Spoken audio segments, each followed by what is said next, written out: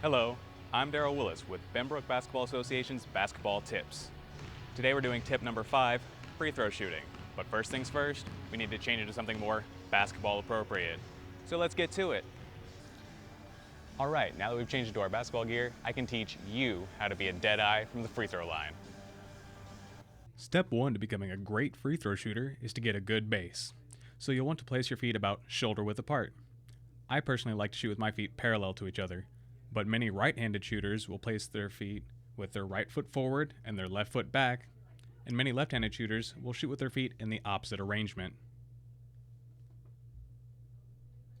Okay, so step 2 in becoming a great free throw shooter is a good deep knee bend. All right, so now I have my feet spread parallel, shoulder width apart.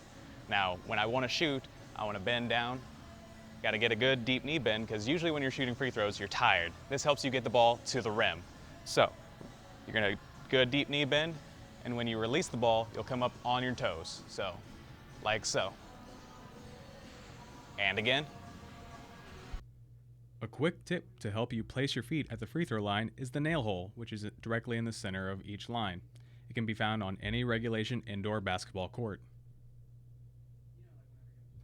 All right, moving on to step 3, proper hand placement. The key to proper hand placement is to relax. You need to relax your hands.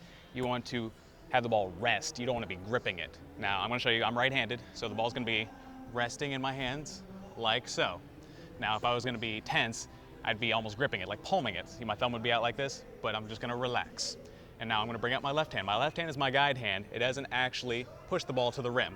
It's just going to be my guide hand. It keeps my shot straight. So, my right hand is relaxed, my left hand is my guide, and you would release like so. All right, so now we're gonna move on to step 4, which is actually 2 parts. It's gonna involve your elbow. Now, for a lot of early shooters, they have this issue. It's called the chicken wing. When you step up to shoot, and if you have your elbow pointed out like that, it's chicken wing. Now, the problem with this is that your shot's gonna go wherever your elbow's pointed.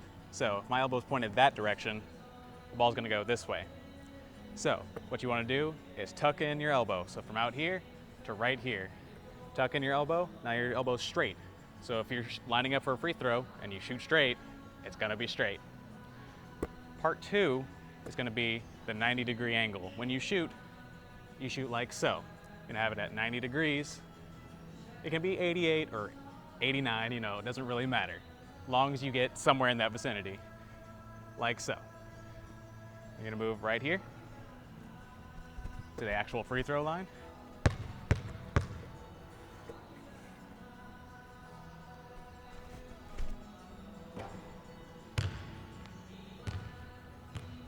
And that's how you do it. All right, so now we're gonna move on to step 5, proper release / follow through. Now, when I step up to the line, I have my hands set and ready to shoot. You're gonna wanna follow all the way through, like so. You'll never get the ball there if you can't have that follow through.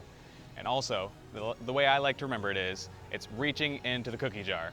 So when you release and you put your hand down, it's gonna be a relaxed release. You're gonna be reaching into the cookie jar, which is the rim. So you're reaching into the rim.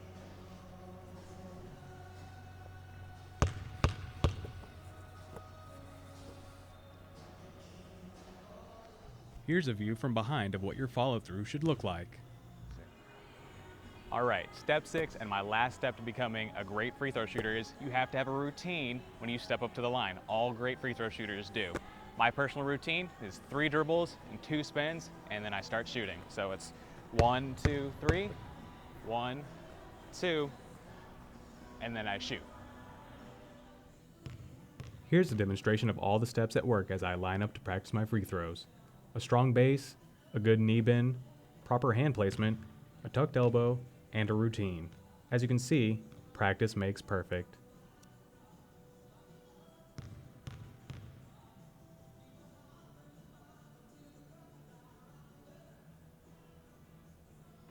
All right, so let's review.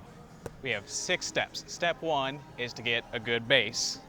So you step back, have your feet about shoulder width apart.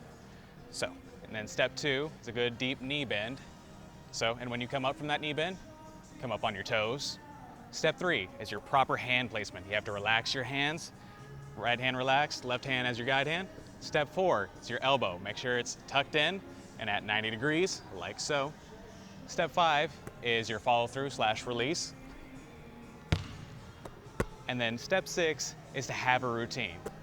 All right, that's all I have for you this week. Tune in next time for tip 6 on how to rebound. I'm Darrell Willis for Benbrook Basketball Association's Basketball Tips. For more tips, log on to benbrookbasketballassociation.com.